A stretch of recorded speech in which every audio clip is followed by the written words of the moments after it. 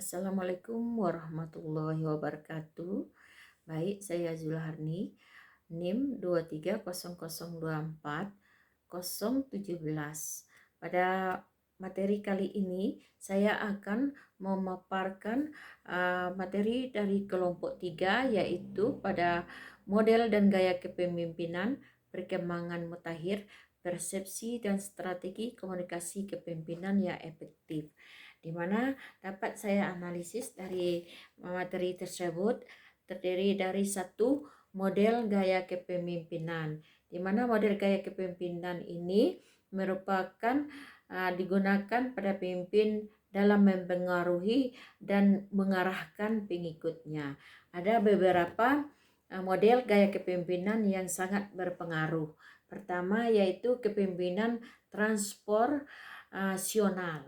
Apa itu transformasional? Itu fokus pada menginspirasi dan memotivasi pengikut untuk mencapai tujuan bersama melalui visi yang jelas. Yang kedua yaitu kepemimpinan transaksional. Itu menekankan pada pertukaran antara pemimpin dan pengikut, seperti seorang pemimpin itu memberi reward kepada pengikutnya. Kemudian ada lagi ketiga yaitu kepemimpinan situasional. Apa itu kepemimpinan situasional? Itu menyesuaikan gaya kepemimpinannya berdasarkan tingkat kematangan pengikut pada situasi yang dihadapinya. Kemudian keempat, ada lagi kepemimpinan yang otentik, yaitu menekankan kepada integritas, transparansi dan konsistensi antara nilai-nilai pribadi dan tindakan. Yang kelima itu kepemimpinan pelayanan, berfokus pada melayani kebutuhan pengikut dan mengembangkan potensi mereka. Yang keenam yaitu kepemimpinan karismatik. Apa itu karismatik? Yaitu mengandalkan daya tarik atau pribadi dari seorang pemimpin yang memiliki visi yang kuat untuk mempengaruhi pengikutnya.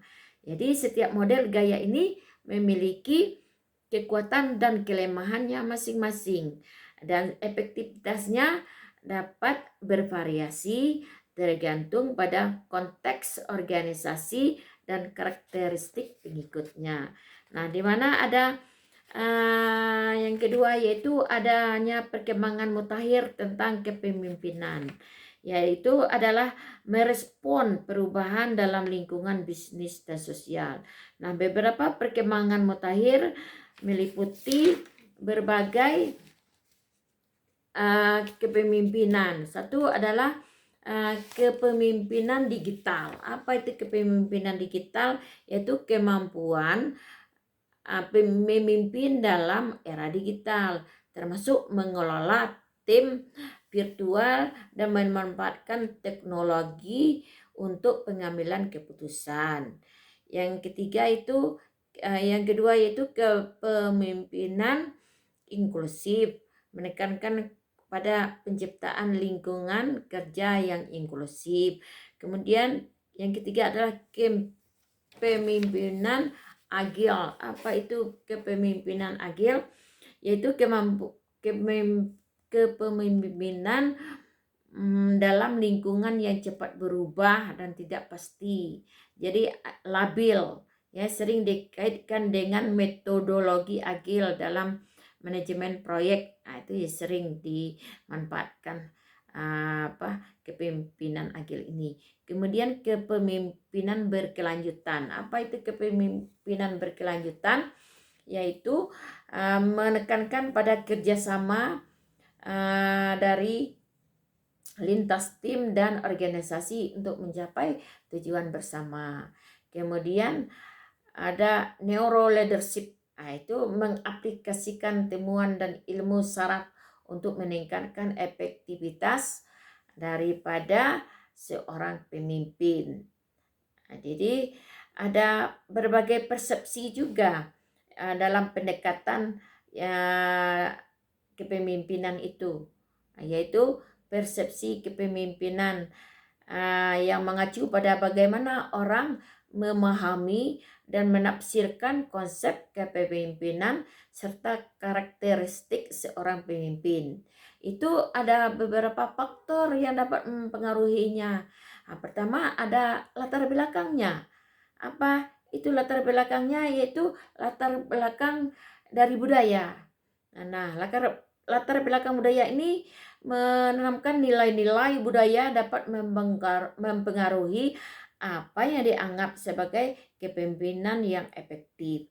Kemudian pengalaman pribadi, interaksi seseorang dengan pemimpin di masa lalunya dalam membentuk persepsi mereka. Jadi dalam kepemimpinan ini ada beberapa persepsi yang sering dipengaruhi oleh skotip gender atau usia atau latar belakang etnis gitu. Kemudian ada lagi konteks organisasi. Nah, jenis industri atau struktur organisasi dapat mempengaruhi harapan terhadap kepemimpinan. Nah, kemudian ada strategi komunikasi, di mana strategi komunikasi ini kepemimpinan yang efektif biasanya itu ya. Komunikasi adalah aspek kritis